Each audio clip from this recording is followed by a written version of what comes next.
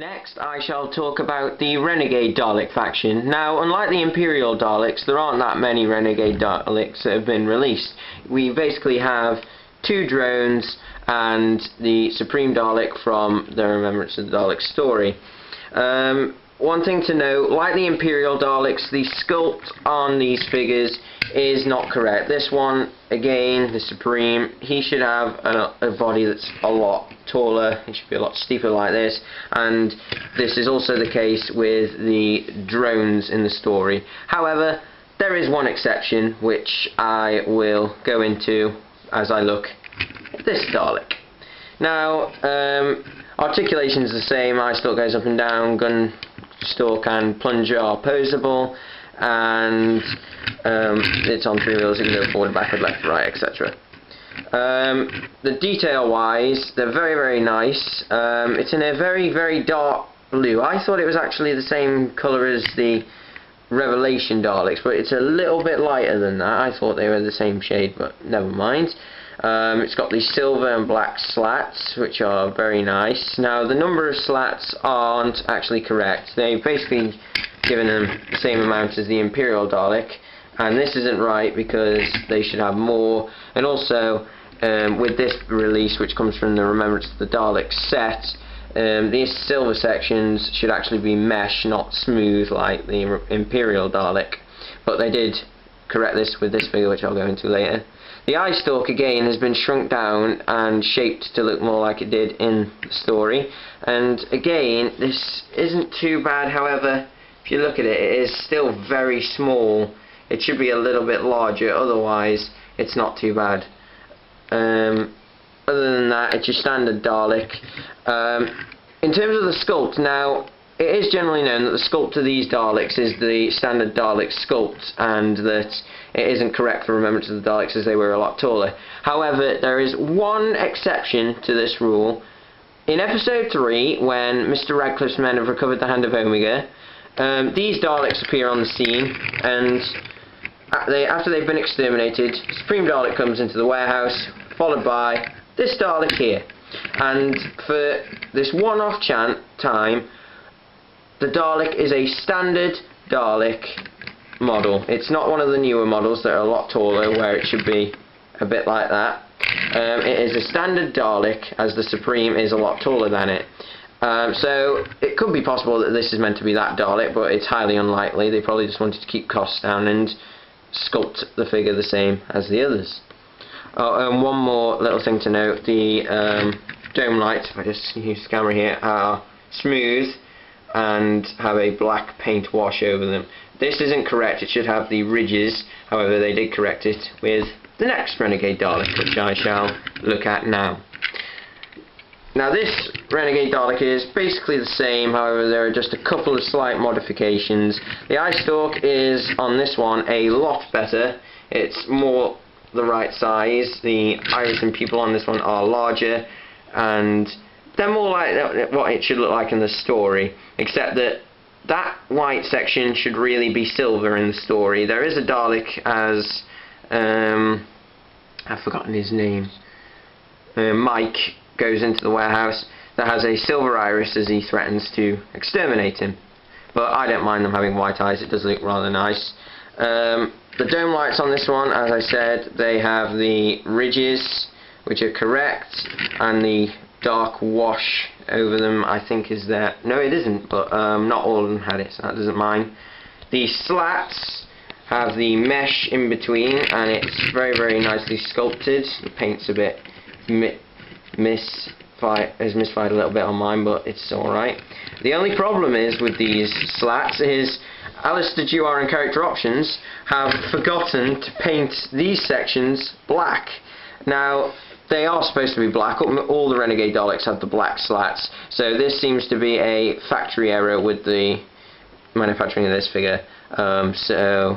Oops.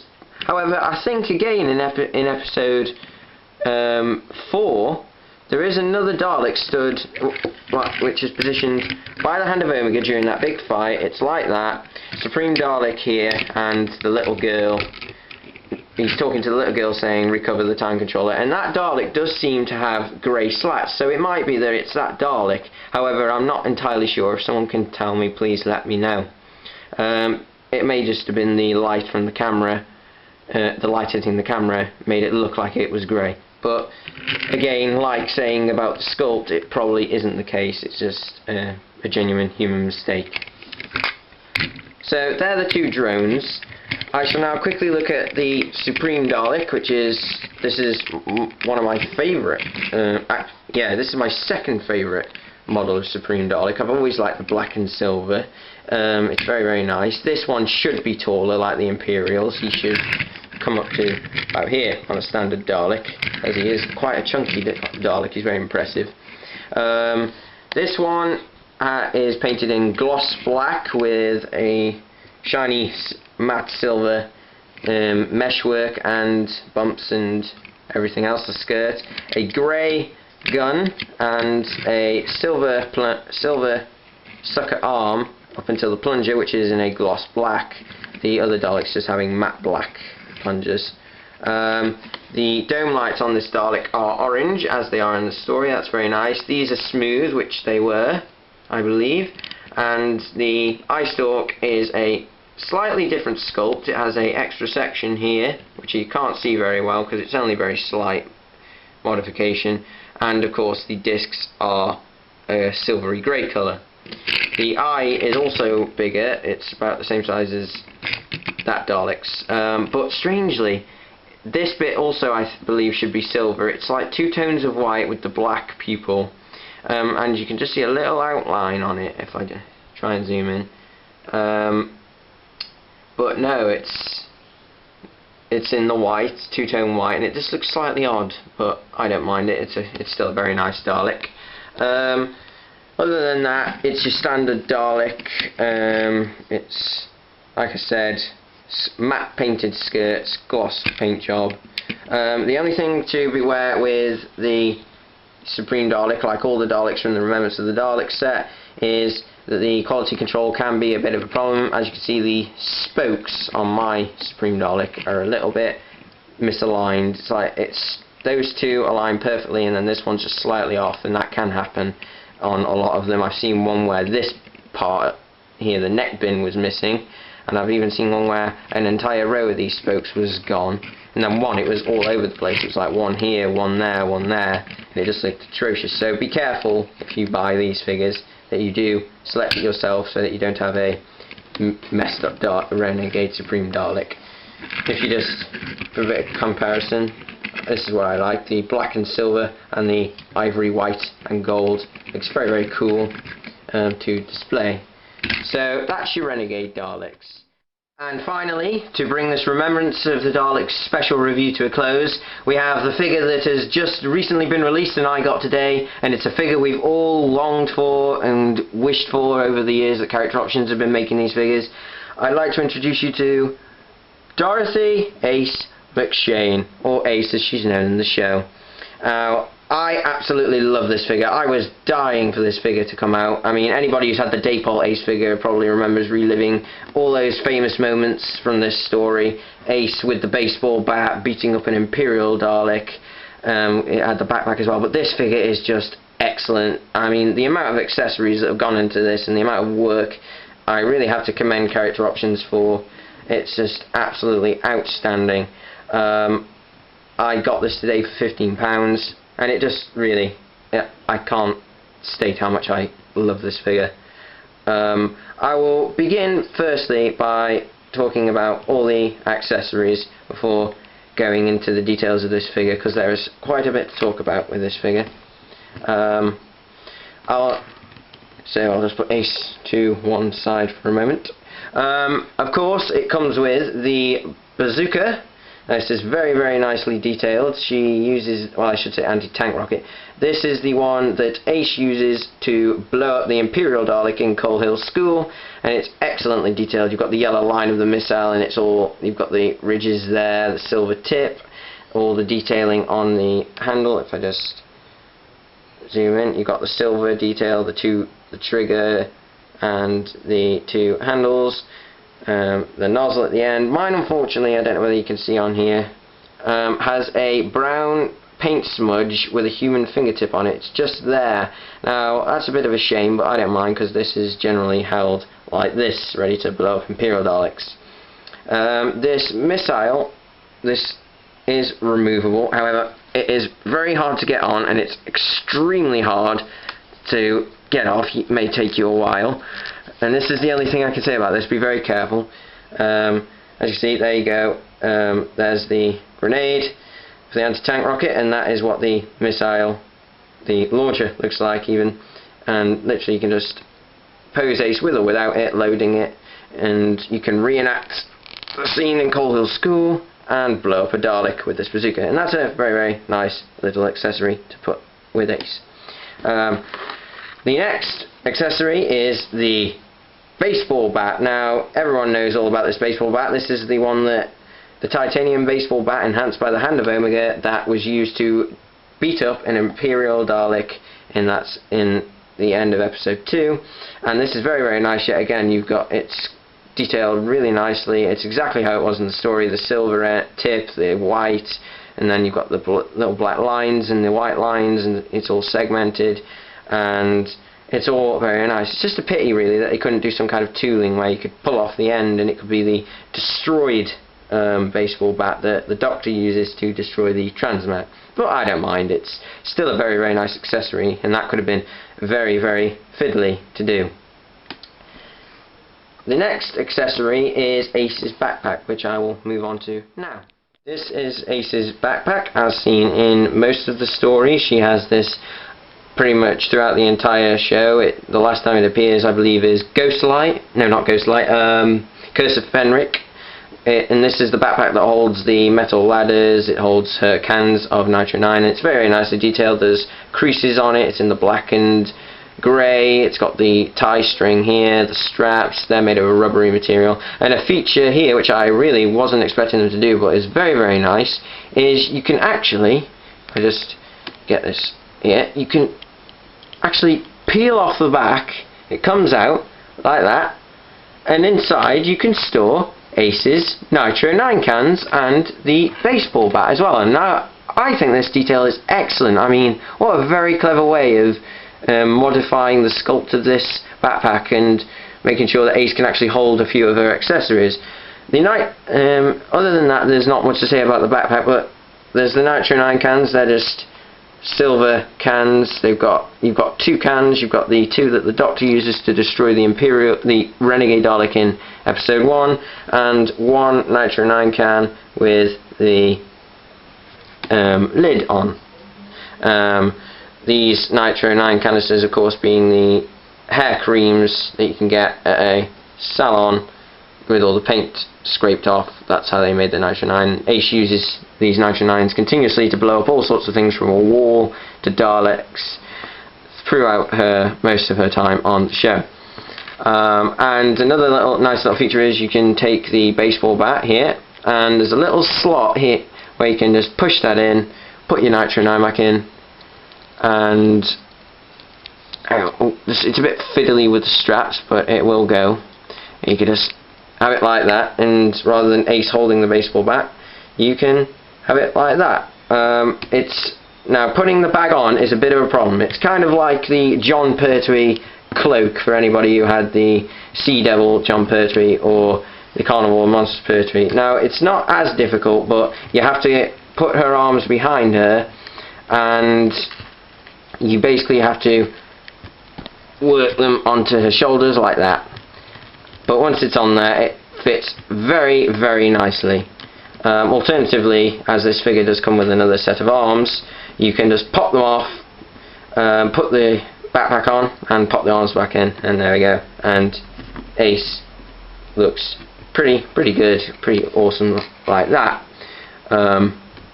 This is probably how I will display her with holding the rocket launcher. The next detail, I'll just get the backpack off her. The next detail I will look at is the I'll actually look at the detail of the figure itself now. I would show you the extra feature of taking the arms off. However, the arms that Ace has currently got on are very, very hard to remove, and I am very, very worried until I know the proper way how to pull these arms off. I mean, I've tried in vain. If I just try here, they are very, very stiff, and if I just show you the other arms, if I can, I've still got them in the packaging. The other arms, you can see they're ball sockets, so if you pull them out wrong you could snap the socket, and therefore you'll never get the arms on again.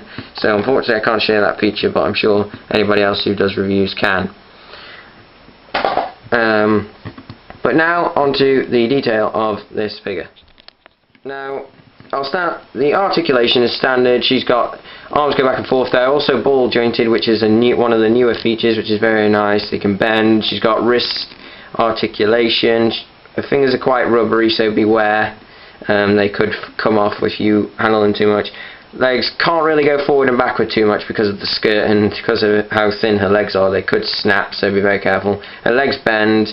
There's thigh articulation, but there is no ankle articulation on her shiny boots, but it's not really needed, it's fine. Head can go left to right. Might be able to, yeah, it can do a 360 quite easily, but you might want to put it back, otherwise you might damage the ponytail, and you don't want to damage this figure. I mean, it's brand new and it's literally ace. Pardon the pun. But now onto the detail. The face sculpt is, can't get it to focus very well. I may have to use a photograph for focus on the face, but it's very, very nice face sculpt. It does look a lot like Sophie Aldred in the show. Ooh, dropped the camera nearly. I apologise. It does look a lot like Sophie Aldred. The paint job's a bit thick, but it's still recognisable, and the hair's very nice. It's the brown, as it is in the show, with the over-the-top ponytail ending with a yellow bob. Mine's unfortunately got a bit of paint bleed from the yellow bobble, but I don't mind. And that's basically it for the head sculpt. It's got a little blue blob, which is meant to be the Batman earring she has in that story, which is very, very nice. It'd be virtually impossible to get a Batman detail on that earring, plus copyright, etc. But it's the jacket which is the most impressive part of this figure. I mean, wow, they have captured this jacket spot on. I mean, this jacket is covered in countless badges, as we all can know, and you can see from the two blue Peter badges, it's got a whistle, the Ace Roofing Co. Lee, and all the others, the rocket ship, the smiley face, kind of reminds me of Watchmen, the cards. The only one, it is missing the Russian star, the Soviet star, but that's from Chris Fenric, so that's fine, that wasn't on at the time, and the earring also, but they could be two variants, they might do in the future, who knows. And it's all very, very nice. It's made out of a very, very rubbery material, so you can see the t-shirt. If I could get the arms off, I'd show you the t-shirt, but the t-shirt is exactly as it is in the episode. It's got the musical notes. Very, very jazzy kind of t-shirt, but Ace is fond of jazz, as we know if you watch Silver Nemesis. The back of the jacket, spot on, the gigantic A in red with the white outline, and the CE written as they are to make out the word Ace. I mean, it's just fantastic. Sophie Aldred really did great when she designed this herself.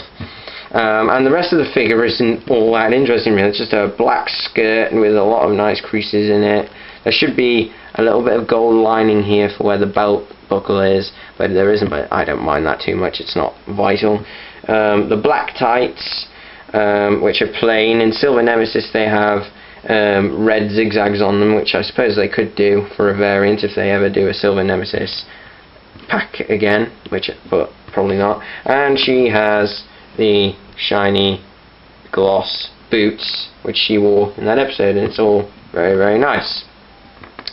And that is pretty much it with this figure. I mean, it's a very, very functional figure. You can do all sorts with it. You can, if I just show you holding the bazooka, and then all you have to do is put her with an Imperial Dalek, and then if you're into your action figure adventures, you can have her fire the bazooka, take the missile off, she's fired it, get the Dalek to reel back, and then cut shot, and it's the destroyed Imperial Dalek. You can act out all the great scenes that you remember from 25 years ago in action figure form. And of course, the one thing that I really like is, at last, I can go to the shelf and there is my TARDIS team, the 7th Doctor and Ace, which is what I've been waiting for all these years that I've been collecting these action figure adventures. I've been waiting for the day I have my TARDIS team. These were the first two I saw, and these are the two that captured my imagination, and I haven't stopped loving them since, because they are brilliant. TARDIS team, they are excellent. And there you have it, a complete Shoreditch 1963 Remembrance of the Daleks set. And this concludes my special action figure review. Thank you for watching. I hope that you've enjoyed it. I certainly have. As you know, this is my favourite story. This one always has a special place in my heart. If you'd like to buy any of these figures, you can get the 7th Doctor in single carded version with the Imperial Dalek here, which is very rare now, but you can still get it. Or you can get the Remembrance of the Dalek set and get the Supreme, another Imperial Special Weapons and Renegade Dalek. Or you can get the Emperor Davros and Destroyed Imperial Dalek set. Or if you'd like a 7th Doctor without a hat and weirdly without his umbrella, you can also get the Doctor and Dalek 2-pack that was released exclusively to Toys R Us. Other than that, that's pretty much it. There's not many variants they can go with now. Maybe a Destroyed Renegade Dalek from the beginning of the story. That's probably the only one we're missing. I mean, we've got a Destroyed Imperial, so why not a Destroyed Renegade Dalek as well for another bit of set dressing. So thank you for watching this special review, guys. It's been quite a task. I've had to watch the story, and recording my reviews takes quite a long time, and my shelves are all over the place now because these figures were put everywhere, and the TARDIS there for the bit of set dressing as well. But I hope you've enjoyed this review. Please like and subscribe to my channel. If you'd like to see more reviews, check those out on my channel as well, or feel free to watch other people who have their opinions on these figures, like Batman March's channel or Mega Shorts. I'm sure they have some excellent opinions as well. And join me in my next review when I shall be reviewing another classic Doctor. It will be the second variant of the 6th Doctor, which was the Terror of the Vervoid's 6th Doctor, as played by Colin Baker, of the Child of a Time Lord that came from the 11 Doctors set. So thank you for watching this Remembrance of the Daleks review, guys, and I shall see you in my next Doctor Who action figure review.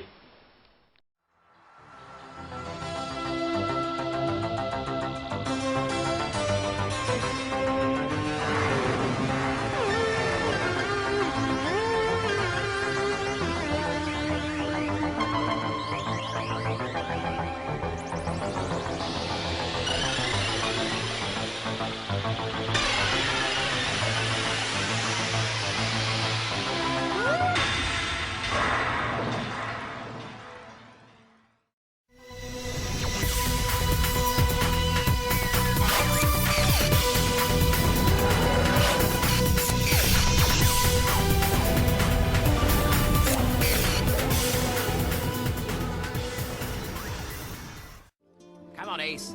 We've got work to do.